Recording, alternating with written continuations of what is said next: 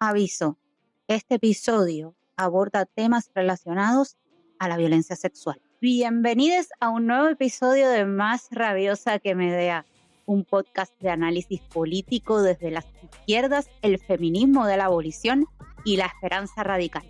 Soy Mariana Iriarte Mastronardo, anfitriona y productora wannabe de este espacio que se gesta sin recursos, pero con mucha intención para practicar el mundo en el que merecemos vivir.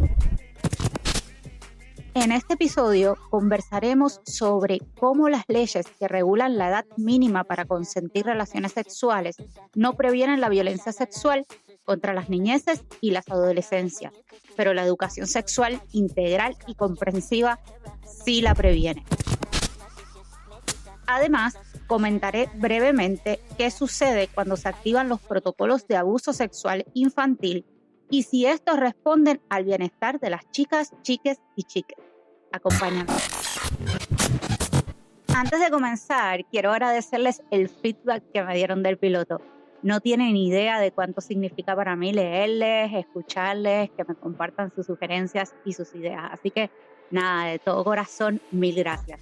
También quiero decirles que claro que me encantaría tener entrevistas y otras personas, pero bueno, por ahora, como es un podcast sin presupuesto que se produce en casa, en los momentos que tengo, pues me van a tener que aguantar un rato más. Pero nada, con intención o crecimiento y acción. Para eso, pues necesito de tu ayuda, que lo compartas, que te suscribas, que lo valores. Y de esa manera pues van a llegar los recursos que se necesitan para crecer. Así que nada, vamos por eso. Y ahora vamos a lo que nos ocupa. Las leyes sobre la edad para consentir relaciones sexuales, la violencia y educación sexual. Saquemos el cuchillo y el veneno.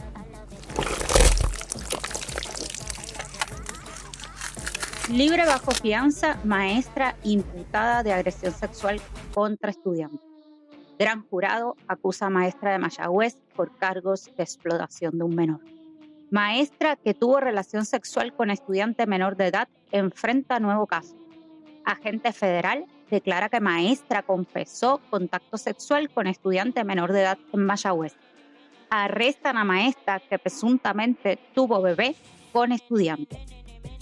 Esos son solo algunos de los titulares de la prensa local sobre el caso de Kiara Ramos Meléndez, la maestra de la Academia Adventista del Oeste que enfrenta un cargo de coerción e incitación a un menor y un cargo de recepción de material de explotación infantil, y quien también dio a luz a una criatura con el joven de entre 13 y 14 años.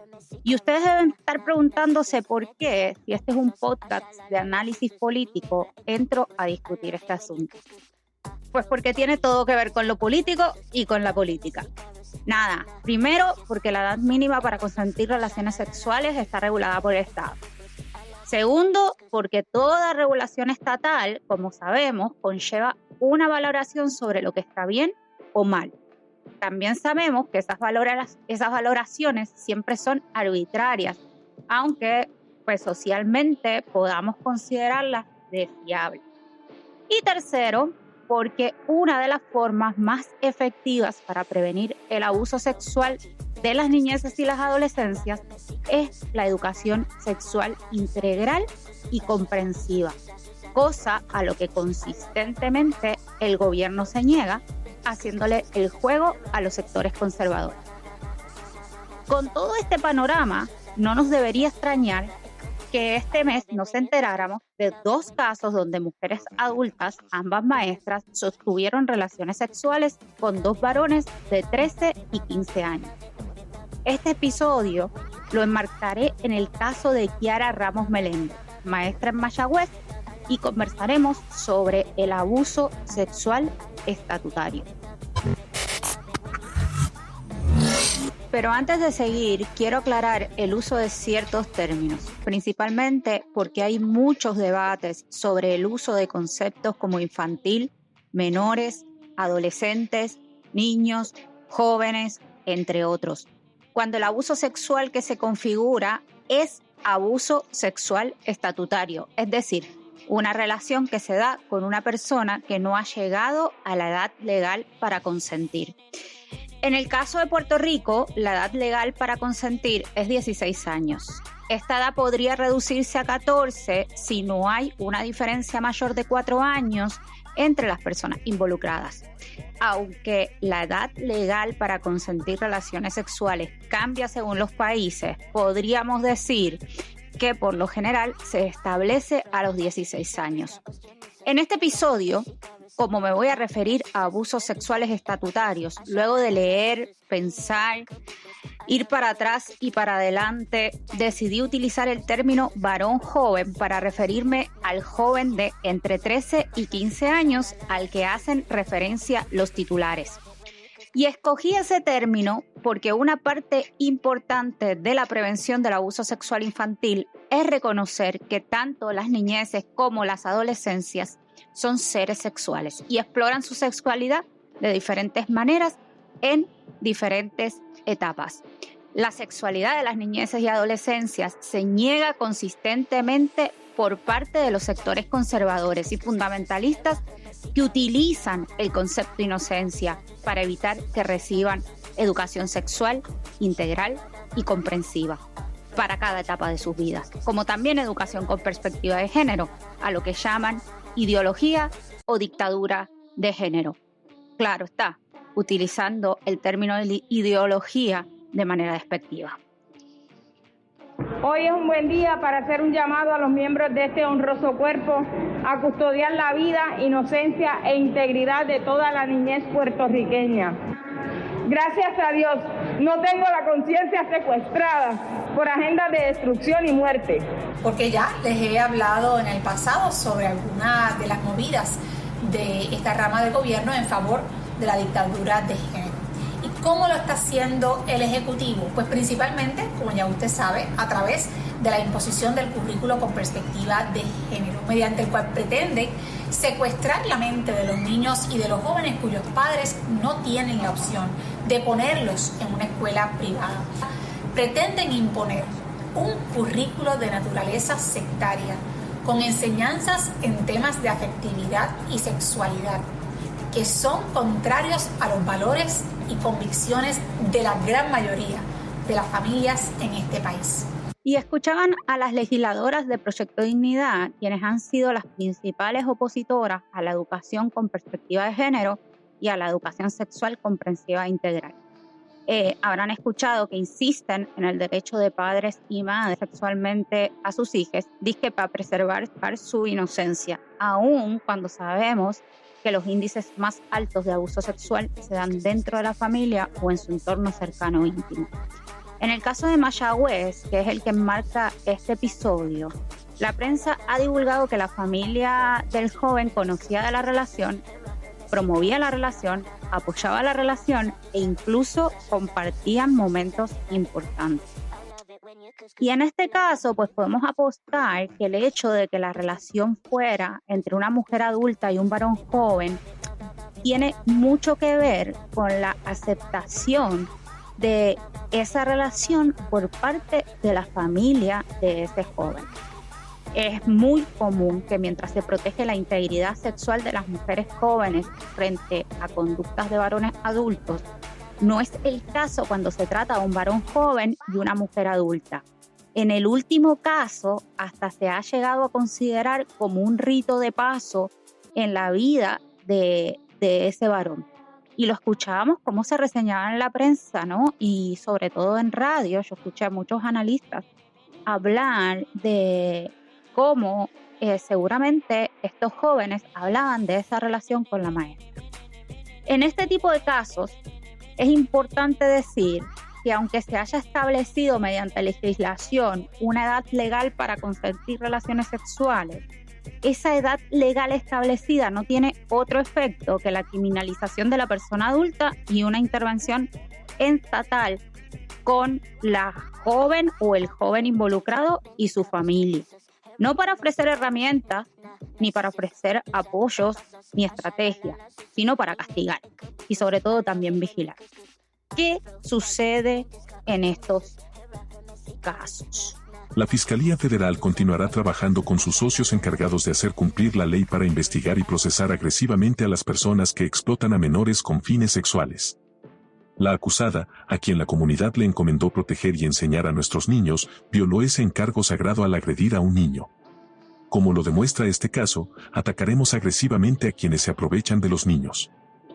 El Departamento de Justicia y la policía también informaron que se encontraban investigando el caso y que esperaban por el resultado de ciertas pruebas periciales que le iban a permitir determinar si se había cometido algún delito bajo el Código Penal de Puerto Rico. También dijeron que investigaban a la familia del joven, que como dije, aparentemente consentía la relación. Por su lado, el Departamento de la Familia, que nunca se queda atrás, también solicitó la custodia del bebé de 3 meses que dio a luz la mujer y que se presume es hijo del joven. Y esto fue lo que dijo el Departamento de la Familia en relación a la remoción de ese bebé. Como parte de nuestra investigación social, el Departamento de la Familia acudió al Tribunal de Primera Instancia de Carolina, donde el honorable juez Wilfredo Viera concedió la custodia del menor de edad, hijo de Kiara Ramos Meléndez, quien actualmente está bajo custodia federal y enfrenta cargos de explotación sexual de menores y pornografía infantil. Queremos destacar que actualmente el menor se encuentra seguro, protegido y cuidado conforme a las medidas protectoras que nuestro equipo social ha estado trabajando. Hay varias cosas importantes aquí, dichas y no dichas.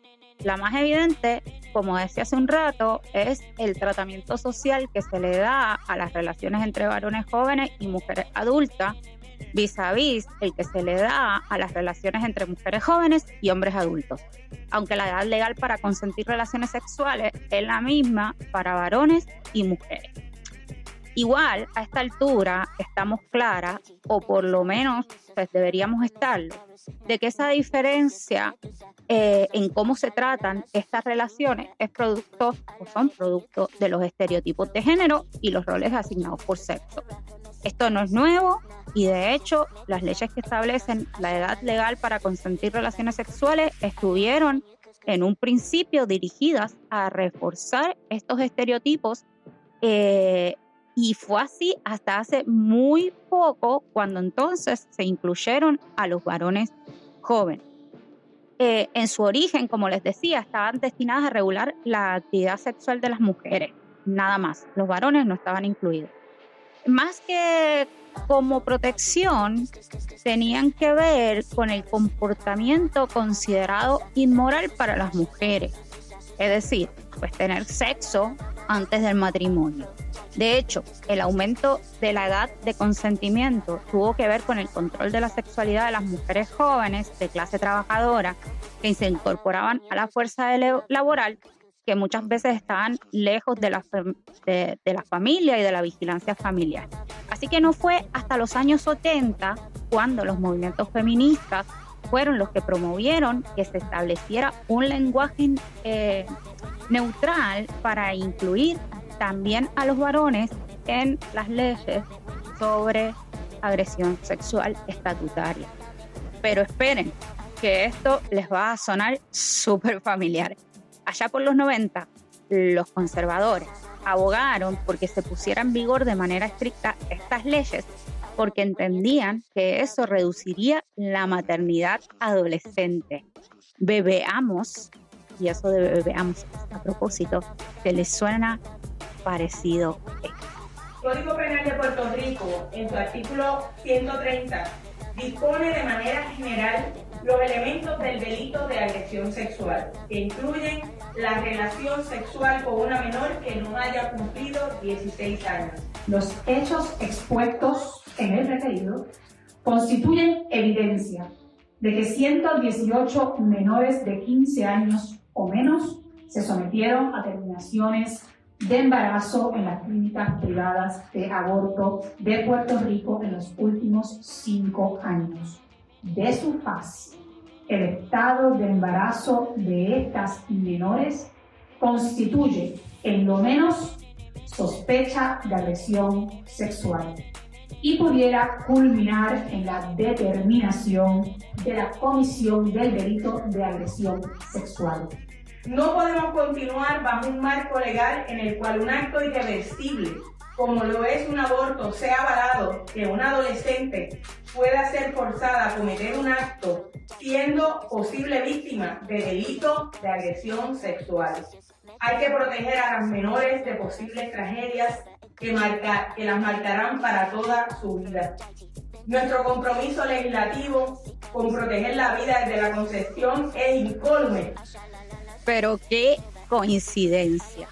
Bueno, pero ausente de todos estos debates, obviamente, estuvieron las niñeces y adolescencias, y así llegamos a una edad arbitraria donde el día previo a cumplir 16 años no tienes agencia alguna sobre tu cuerpo y sexualidad, y el día de tu cumpleaños 16, entonces tienes la madurez suficiente para decidir si quieres o no quieres tener relaciones sexuales. Arbitrario, totalmente. Contraproducente, también. Que una persona menor de 16 años tenga relaciones sexuales con otra persona con la que tenga una diferencia igual o mayor a 4 años conlleva serias consecuencias. No solo para la persona mayor, que va a ser criminalizada, también para ese o esa joven que el Estado dice proteger. Existe suficiente documentación para establecer que las respuestas extremas por parte del Estado muchas veces provocan que quienes sufren abuso sexual no estatutario no busquen ayuda y protección.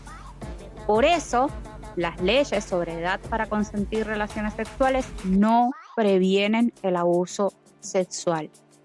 Y lo voy a decir de nuevo, las leyes para establecer edad para consentir relaciones sexuales no previene el abuso sexual.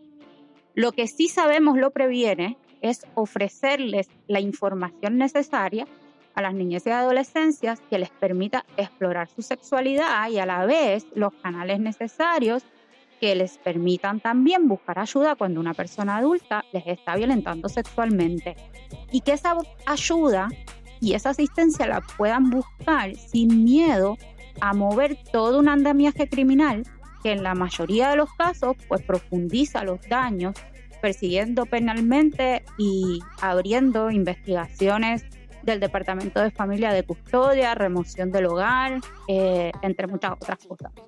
El caso de la maestra de Mayagüez ilustra eso súper bien. Una mujer arrestada y a quien se le ha denegado la fianza. Una criatura de 3 meses removida de su hogar y ahora aparentemente bajo custodia del Estado. Una familia investigada por consentir una relación entre un joven que no tiene edad legal para consentir y una mujer adulta. Y un joven a quien nombramos como víctima de quien nadie habla, ni parece importarle su bienestar, opinión, necesidades, porque obviamente todo se resuelve arrestando a la persona adulta. Reparar, ¿qué es eso? Educación sexual, ¿para qué? Escuchar al joven, ¿qué va? Debemos comenzar por aceptar que las niñeces y adolescencias tienen una sexualidad, enseñarles a amar y aceptar sus cuerpos, darles información confiable y ofrecerles la confianza necesaria para que puedan comunicar sus necesidades, relaciones y también sepan establecer límites. En la mayoría de los casos, aquellas familias que reclaman su derecho a educar sexualmente a su prole, lo que realmente reivindican es su derecho a no darles información, es decir, a no educarles sexualmente. Las escuelas, que podrían ser una gran fuente de educación, gracias a los sectores más conservadores y fundamentalistas, tampoco les proveen información. Y cuando proveen información, se limitan a hablar de aspectos biológicos, abstinencia y enfermedades de transmisión sexual. De hecho, es una educación sexual que está basada básicamente en los miedos y no en el placer, y eso pues nos deja entrever cómo vemos el sexo, ¿verdad? Y las relaciones sexoafectivas en esta sociedad. Secretario, ¿a usted le consta la información? Porque a nosotros sí nos consta de que en la escuela Esther Figueroa, ubicada en la base Reymi de Aguadilla, para el grado de 8º, se enseñó a los estudiantes un material frente al salón que decía la siguiente frase, en referencia de un niño varón, decía: me gusta un compañero de mi mismo sexo, mis padres no lo saben y mis padres son pastores de una iglesia. ¿Usted tiene conocimiento de que eso se enseñó al octavo grado en esta escuela Esther Figueroa de la base Raimi? Tuve la oportunidad de verlo, una presentación totalmente desautorizada, que no tenía absolutamente nada que ver con la clase que la maestra se supone que esté enseñando en su clase, así que es un tema que nosotros lo estamos viendo al amparo del reglamento de personal. Como ven, el mismo secretario de Educación de ese entonces se opuso a que se hablara con los estudiantes de manera franca, incluyendo todas las manifestaciones de la sexualidad, como lo es sentirse atraído afectiva y sexualmente a personas o a personas del mismo sexo.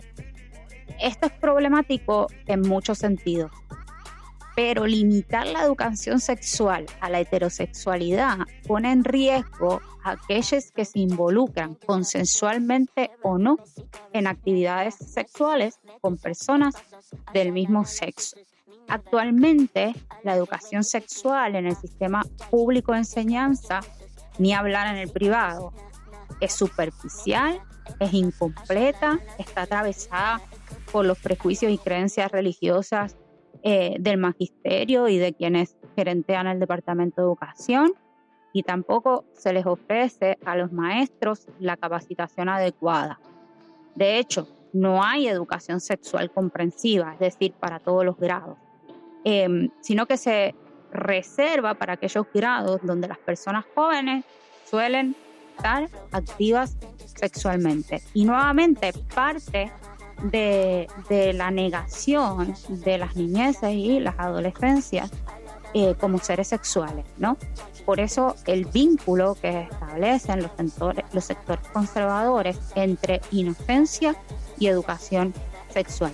Y realmente la falta de educación sexual, lo que sabemos es que pone en mayor riesgo a los niños y las adolescencias de sufrir abuso sexual. Pero entonces, ¿por qué seguimos haciendo lo que no funciona? Bueno, porque les decía, principalmente negamos la naturaleza sexual de las niñeces y adolescencias. Eso les pone en una situación de vulnerabilidad porque no tienen información necesaria para comprender lo que sucede ni con sus cuerpos ni en relación a los cuerpos de las demás personas. Y como vimos, las leyes y políticas públicas prácticamente refuerzan la idea de que el abuso sexual no se puede prevenir y que lo único que podemos hacer es procesar criminalmente a quienes les causan daño a las niñeces y adolescencias. De hecho, justamente la cárcel es uno de los reproductores más grandes de la violencia sexual. Y no es poco común escuchar, deja que llegue a la cárcel para que vea lo que le pasa. Y se habla de la violencia sexual como una herramienta de castigo. Actualmente no hay forma de atender el abuso sexual infantil sin dirigirse al Estado. Lo que provoca, obviamente, que la mayor parte de los casos no se reporten. Sin contar que solo se puede recurrir allí cuando el abuso ya se ha perpetrado y se desencadena una sucesión de intervenciones que revictimizan a las niñeces y adolescencias y usualmente también disparan unos mecanismos de criminalización de esas familias. Y por supuesto que nunca debemos dejar soles a nuestras niñeces y adolescencias cuando sufren violencia sexual.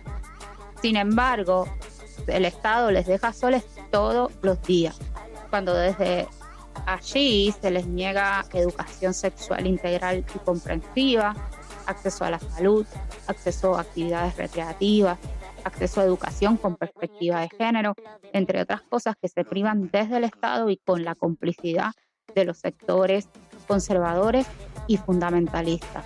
Por eso no podemos creerles cuando dicen que les interesa proteger la inocencia de las niñeces y las adolescencias.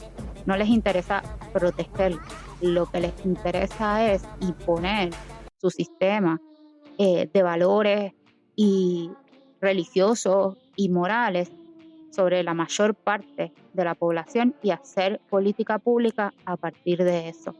Y eso sabemos consistentemente que únicamente vulnera aún más a aquellas niñas y adolescentes que ya de por sí están en una situación de vulnerabilidad. Así que el abuso sexual de las niñeces y adolescencias se puede prevenir.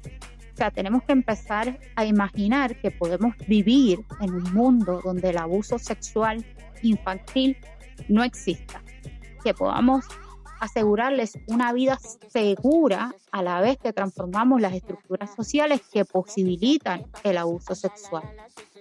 Y por eso, pues tenemos mucho que pensar y repensar, no solamente en nuestra relación con las niñeces y las adolescencias, sino también pensar cómo se legisla desde el adultocentrismo, entendiendo que siempre vamos a saber mejor que ellas lo que ellas necesitan, y también cómo llegamos a establecer una relación con el sexo que está basada en la vergüenza, en el control, en la negatividad de lo que implica sostener relaciones sexuales, y no en el placer, en la ética, en la mutualidad, si se quiere, y en esas herramientas que todos debemos tener para poder disfrutar de nuestra vida sexual como